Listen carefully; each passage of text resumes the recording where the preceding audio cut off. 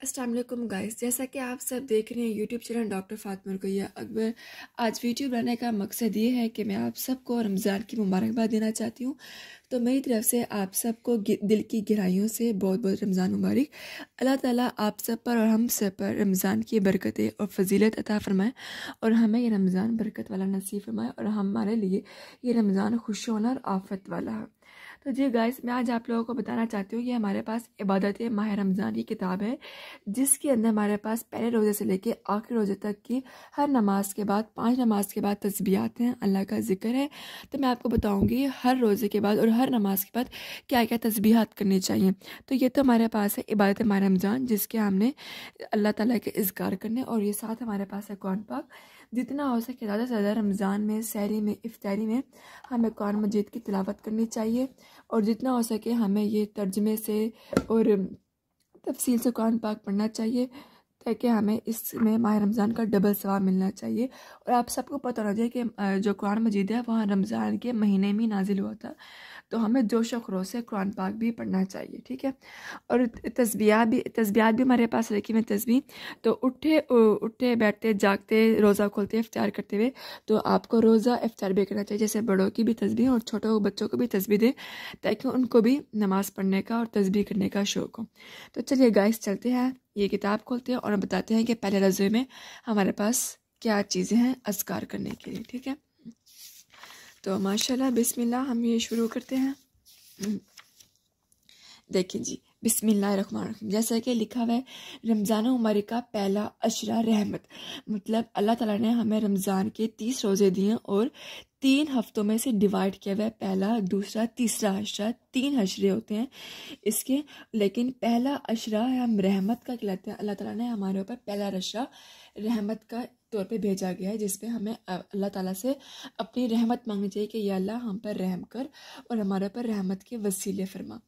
तो पहले अशरे की रहमत की दुआ ये है, या हय्युल क़य्यूम बिरहमती का अस्तगीज़ु, जो कि आपने यकुम रमज़ान से 10वें रोज़े तक सुबह शाम 100 मरतबा ये दुआ पढ़नी है, जिसके मायने हैं, ए ज़िंदा रहने वाले, ए कायनात को थामने वाले, तेरी रहमत के वसीले से तुझसे फरियाद करते हैं, हम तुझसे फरियाद करते हैं, तुझसे मदद मांगते हैं, तू हम पर रहमत नाजिल कर।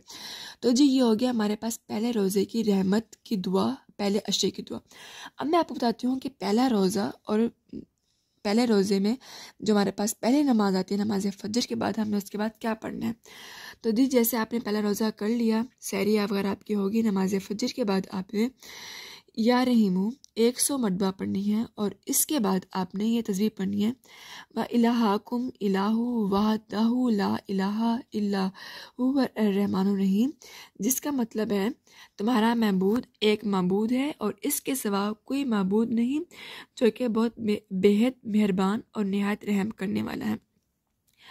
गाइस, आप सब ये चीज़ें स्क्रीनशॉट भी कर सकते हैं कि पहले रोज़े में क्या पढ़ना है।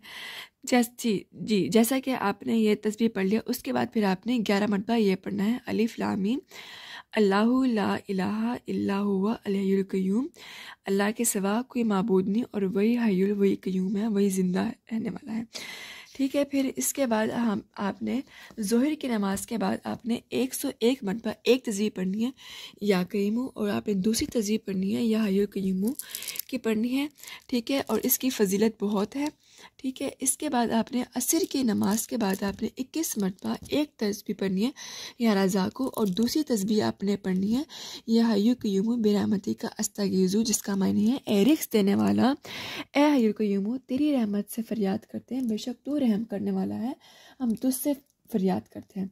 फिर आपने मगरिब की नमाज के बाद पहले रोज़े में 21 मरतबा आपने पढ़नी है, ला इलाहा इल्ला अंता सुबहानका इन्नी कुन्तु मिनज़ ज़ालिमीन, कि बेशक तेरे सिवा कोई माबूद नहीं, तेरी ज़ात पाक है और तू ही हम पे रहम करने वाला है, ठीक है।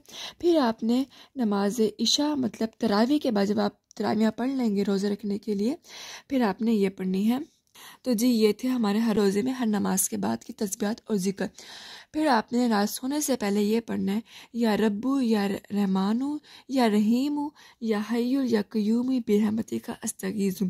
पहले रोज़े का आपको बताया कि पहला रोज़ा रहमत वाला होता है, और फिर पहले रोज़े में 5 नमाज़ों के बाद आप लोगों ने क्या ज़िक्र करना है, क्या इज़कार करने हैं। तो हमारे पास ये किताब है, इसमें पहले रोज़े से लेके 30 रोज़े तक और फिर आगे तकाफ़ की बरकत और कैसे बैठना है वो सब कुछ बताया गया। अगर इंशाल्लाह हिम्मत रही, ज़िंदगी रही और तौफीक रही तो आपको इंशाल्लाह सब रोज़े के बारे में बताऊंगी। अगर आप मुझसे खुद भी पूछना चाहें तो आप मुझसे कमेंट बॉक्स में हर दिन की इबादत और ज़िक्र के बारे में पूछ सकते हैं, और चाहें तो आप बेशक ये किताब भी ले सकते हैं, इबादत माह रमज़ान।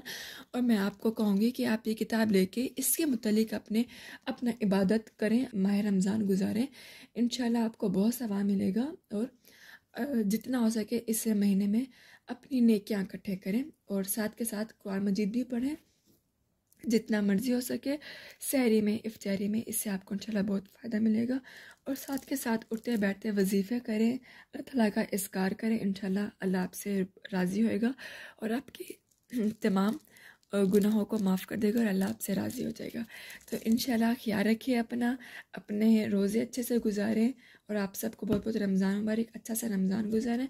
और अल्लाह ताला इस रमज़ान में आप सबकी हर नेक ख्वाहिशात और दुआओं को कबूल करें इंशाल्लाह। अल्लाह हाफिज़, अपना ख्याल रखें, टेक केयर। मिलते हैं आपसे अगले रोज़े में, अगली वीडियो में। बाय बाय, अल्लाह हाफिज़, टेक केयर।